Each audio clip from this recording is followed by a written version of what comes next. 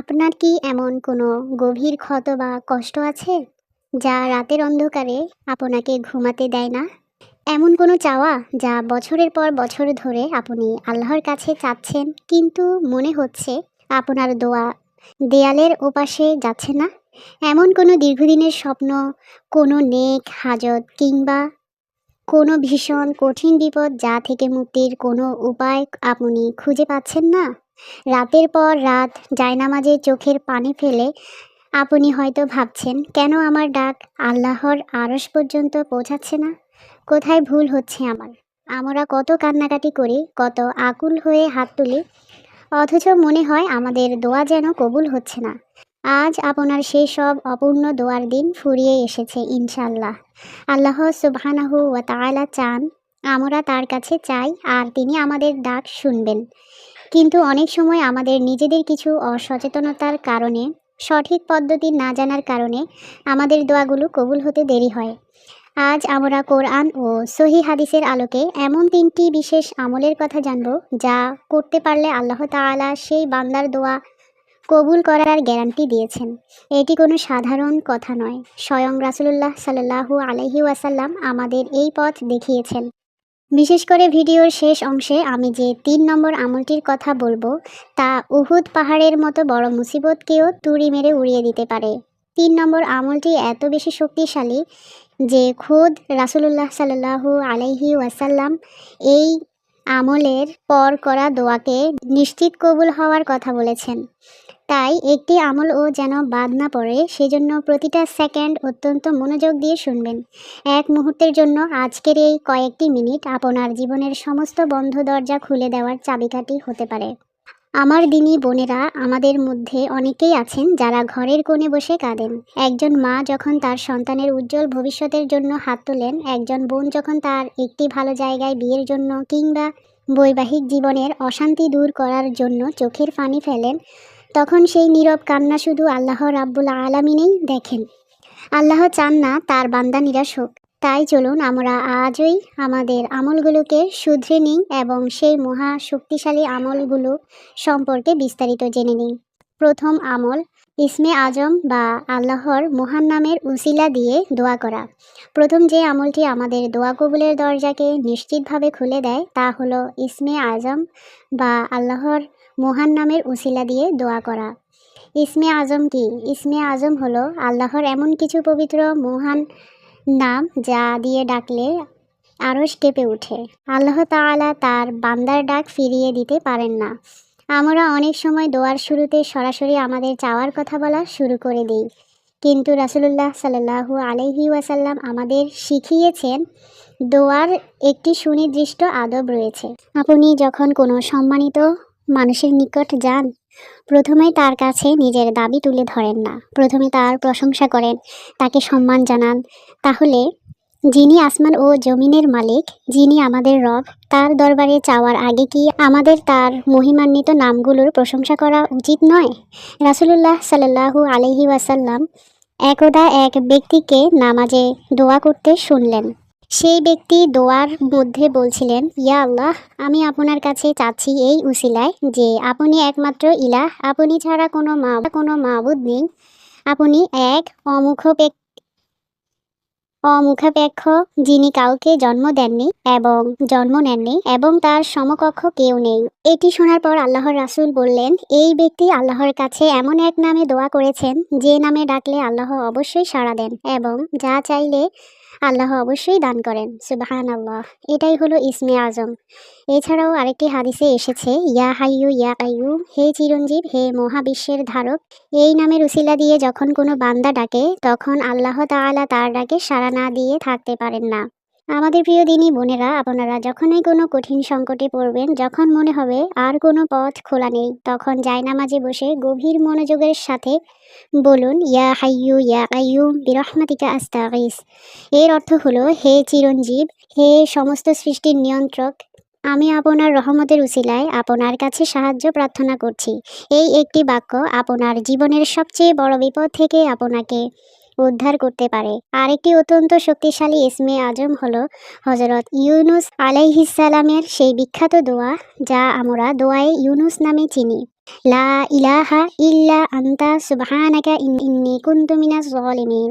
এর অর্থ হলো, আপনি ছাড়া কোনো মাবুদ নেই, আপনি অতি পবিত্র, নিশ্চয়ই আমি অপরাধীদের অন্তর্ভুক্ত। হযরত ইউনুস আলাইহিস সালাম যখন মাছের পেটে ঘুটঘুটে অন্ধকারের মধ্যে আটকা পড়েছিলেন, তখন দুনিয়াবি কোনো উপায় বা সাহায্য সেখানে পৌঁছানোর ক্ষমতা ছিল না। গভীর সমুদ্রের তলদেশে মাছের পেটের সেই ভয়ঙ্কর অন্ধকার থেকে বাঁচার কোনো বৈজ্ঞানিক বা জাগতিক পথ ছিল না। কিন্তু তিনি নিরাশ হননি। তিনি তার রবের এই মহান নামের উসিলা দিয়ে ডাকলেন। রাসূলুল্লাহ সাল্লাল্লাহু আলাইহি ওয়াসাল্লাম বলেছেন, কোনো মুসলিম ব্যক্তি যে কোনো বিপদে পড়ে এই দোয়া করবে, আল্লাহ অবশ্যই তার দোয়া কবুল করবেন। তাই আমার কলিজার টুকরো বোনেরা, আপনাদের জীবনে যদি এমন কোনো অন্ধকার নেমে আসে যেখানে আপনি কোনো আলোর রোশনি দেখতে পাচ্ছেন না, সেটি হতে পারে সাংসারিক কলহ, আর্থিক অনটন, সন্তানের অবাধ্যতা কিংবা কোনো কঠিন রোগ, তাহলে প্রতিদিন তাসবিহ হাতে নিয়ে বেশি বেশি এই ইসমে আজমটি পাঠ করুন। পাক পবিত্র অবস্থায় পূর্ণ বিশ্বাস নিয়ে যখন আপনি আপনার রবকে ডাকবেন, আল্লাহ সুবহানাহু ওয়া তাআলা অবশ্যই আপনার মনের নেক আশা পূরণ করবেন। দ্বিতীয় আমল, দোয়ার শুরুতে ও শেষে দুরূদ শরীফের অকাট্য প্রাচীর। দ্বিতীয় যে আমলটির কথা আমি আপনাদের বলবো, তা আমাদের দোয়ার কার্যকারিতাকে বহুগুণ বাড়িয়ে দেয়। সেটি হলো দোয়ার শুরুতে এবং শেষে দুরূদ শরীফের অকাট্য প্রাচীর তৈরি করা।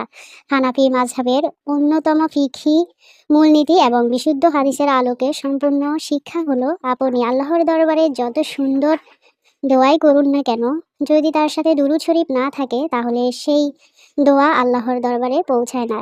হযরত উমর ইবনুল খাত্তাব রাদিয়াল্লাহু আনহু থেকে বর্ণিত একটি বিখ্যাত হাদিসে এসেছে, নিশ্চয় দোয়া আসমান ও জমিনের মাঝখানে ঝুলন্ত অবস্থায় থাকে, তার কোনো কিছুই উপরে আরোহণ করে না, যতক্ষণ না তুমি তোমার নবী সাল্লাল্লাহু আলাইহি ওয়াসাল্লামের উপর দুরূদ পাঠ করো। সুবহানাল্লাহ।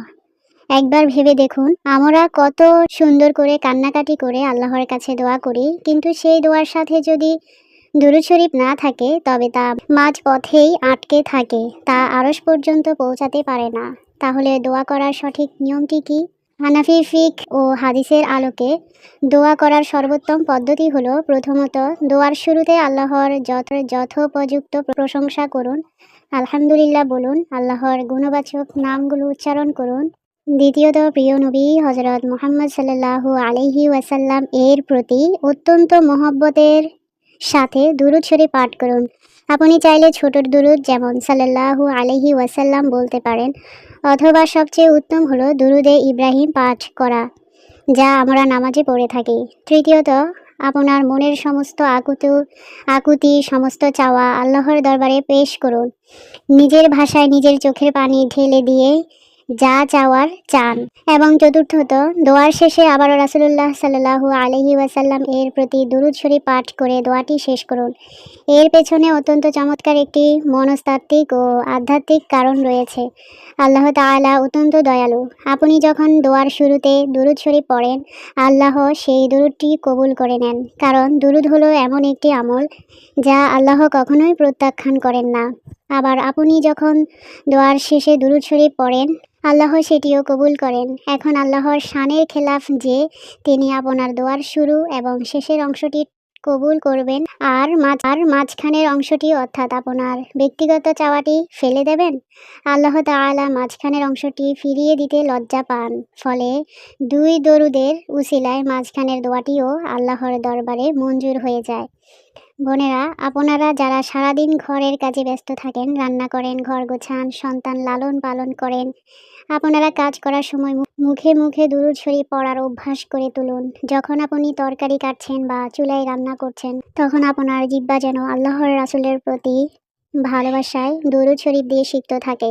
এতে আপনার হাতের কাজের বরকত আসবে, আপনার ঘরে রহমত নাজিল হবে এবং আপনার যে কোনো দোয়া আল্লাহর দরবারে দ্রুত কবুল হবে ইনশাল্লাহ।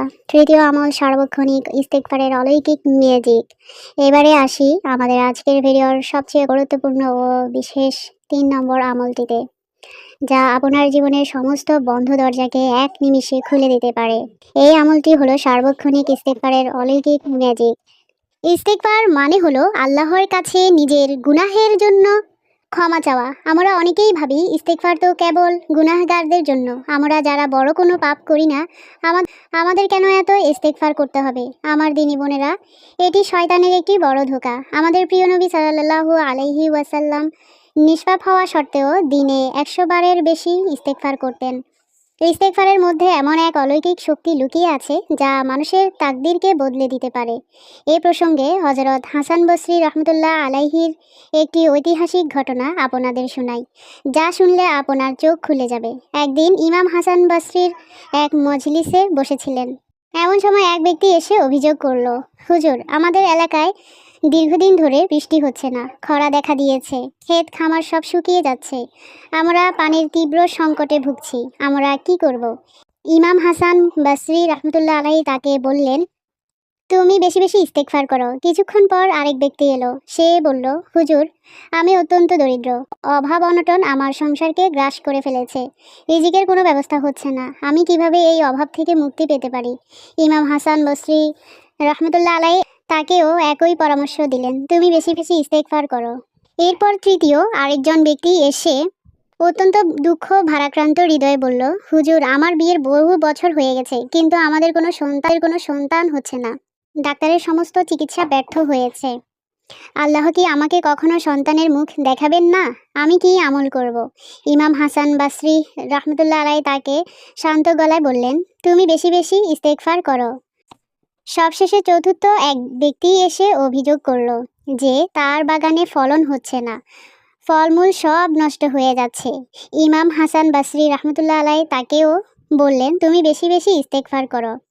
মজলিসে উপস্থিত এক ব্যক্তি তখন অবাক হয়ে হাসান বসরি রহমতুল্লাহ আলাইহিকে জিজ্ঞেস করলো, হুজুর, আপনার কাছে 4জন মানুষ ভিন্ন ভিন্ন সমস্যা নিয়ে এলো, একজন চাইলো বৃষ্টি, একজন চাইলো রিজিক, একজন চাইলো সন্তান, আরেকজন চাইলো বাগানের ফলন, কিন্তু আপনি সবাইকে একই প্রেসক্রিপশন দিলেন, সবাইকে শুধু ইস্তেগফার করতে বললেন, এর রহস্য কি? ইমাম হাসান বসরি রহমতুল্লাহ আলাইহি তখন মৃদু হেসে বললেন, আমি তো নিজের পকেট থেকে এই সমাধান দিইনি, আমি এই সমাধান দিয়েছি পবিত্র কোরআনের সূরা নূহের 10 থেকে 12 নম্বর আয়াত থেকে, যেখানে মহান আল্লাহ রাব্বুল আলামিন স্বয়ং ঘোষণা করেছেন, তোমরা তোমাদের রবের কাছে ক্ষমা প্রার্থনা করো, নিশ্চয়ই তিনি অতি ক্ষমাশীল, তিনি তোমাদের উপর আকাশ থেকে প্রচুর বৃষ্টি বর্ষণ করবেন, তোমাদের ধন সম্পদ ও সন্তান সন্ততি বাড়িয়ে দেবেন, এবং তোমাদের জন্য উদ্যানসমূহ স্থাপন করবেন এবং প্রবাহিত করবেন নদী-নালা। সুবহানাল্লাহ।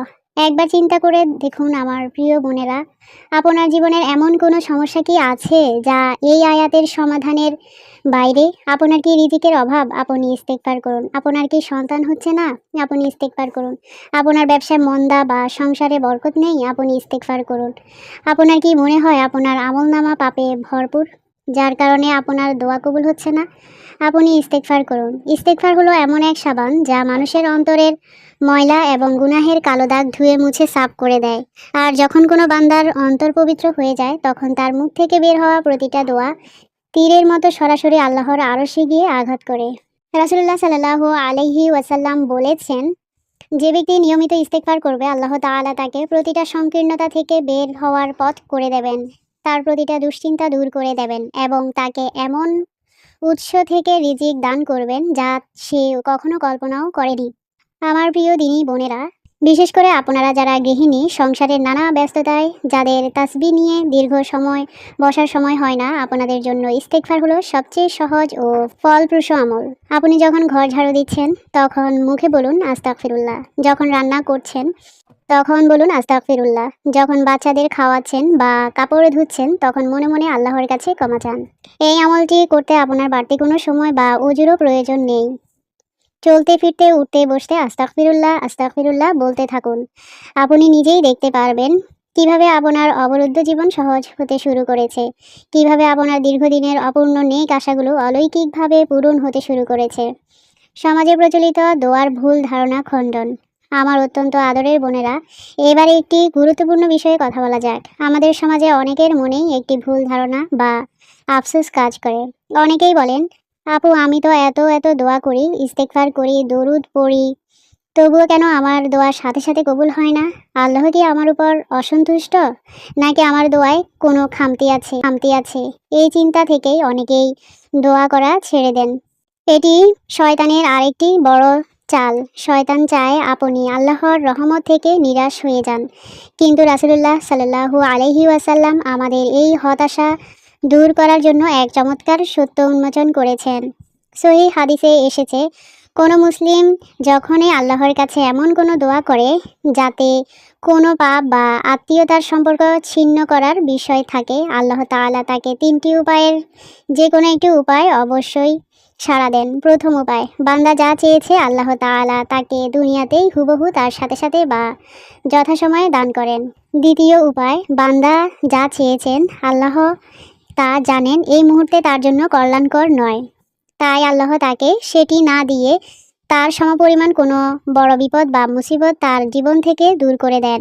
অর্থাৎ আপনি হয়তো আল্লাহর কাছে একটি নির্দিষ্ট চাকরি বা দাম্পত্য সঙ্গী চেয়েছেন যা পাননি, কিন্তু আপনি জানেন না যে সেই চাওয়ার আড়ালে আপনার জন্য কি ভয়ঙ্কর বিপদ লুকিয়েছিল। আল্লাহ আপনাকে সেটি না দিয়ে অন্য কোনো বড় সড়ক দুর্ঘটনা বা কঠিন অসুখ থেকে আপনাকে বাঁচিয়ে দিয়েছেন। তৃতীয় উপায়, আল্লাহ তাআলা বান্দার সেই চাওয়াটিকে দুনিয়াতে পূরণ না করে আখিরাতের জন্য মহামূল্যবান সওয়াব ও নিয়ামত হিসেবে জমা রাখেন। কিয়ামতের কঠিন ময়দানে যখন একজন মুমিন তার সেই না পাওয়া দোয়ার বিনিময়ে বিশাল পাহাড় সমপরিমাণ সওয়াব দেখতে পাবেন, তখন সে আফসোস করে বলবে, হায়, দুনিয়াতে যদি আমার একটি দোয়াও উত্তর না দেওয়া হতো এবং সব যদি আখিরাতের জন্য জমা রাখা হতো, তবে কতই না ভালো হতো। অতএব আমার বিশ্বাসী বোনেরা, মুমিনের কোনো দোয়াই কখনো বিফলে যায় না। আপনি যখনই হাত তুলছেন আপনি লাভবান হচ্ছেন। হয় আপনি দুনিয়াতে পাচ্ছেন, নয়তো কোনো বিপদ থেকে বাঁচছেন, আর নয়তো আখিরাতে জান্নাত সাজাচ্ছেন। তাই কখনো নিরাশ হবেন না। রবের উপর তাকওয়া রাখুন, পূর্ণ ভরসা রাখুন। তিনি যখন দেবেন আপনার কল্পনার চেয়েও সুন্দর করে দেবেন।